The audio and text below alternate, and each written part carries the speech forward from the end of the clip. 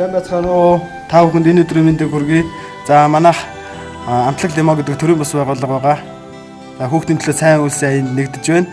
За өнөөдөр бол Багнуур дүүргийн эрсдэлт нөхцөлд эмзэг бүлэгийн хүүхдүүдэд бол гарын бүлэг гардуулах ажил маань явагдаж байна. Ингээд одоо бол ингээд хүүхдүүд маань бол бэлгээ авч байна. Бас 22 дугаар сургуулийн 6 дугаар ангийн боловч цэцэг бэлгээ аваарай.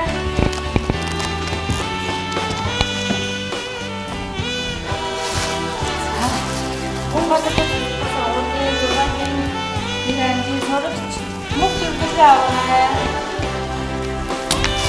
Боловч сургуулийн сурагч боловч бэлгээ аваарай. За бүгдээ нэг селфи чи болчих. За бүгдээрээ наашаарай.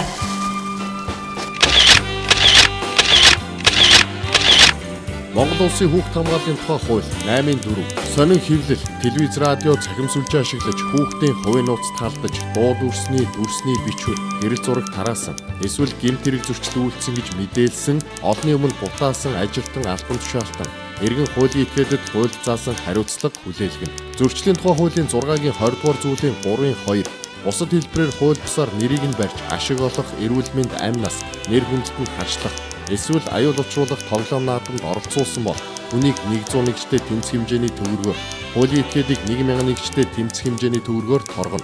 Аливаа хэлбэрээр та хүүхэдтэй харилцахдаа хүүхдийг аливаа эрсдэл нөхцлөөс хамгаалах үүрэгтэй.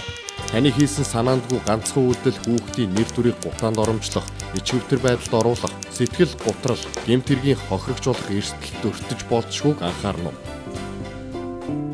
Сайн улсын сүудэр, Монгол Улсын хүүхд хамгааллын тухай хууль. Та зөвлөгөө мэдээлэл авахыг хүсвэл Багнуур дүүргийн гэр бүл хүүхд залуучуудын хөгжлийн хэлтсийн 70212020, хүүхдийн тусламжийн утас 108, Багнуур дүүргийн цагдаагийн хэлтсийн 7021 102 дугаарын утсанд хандна.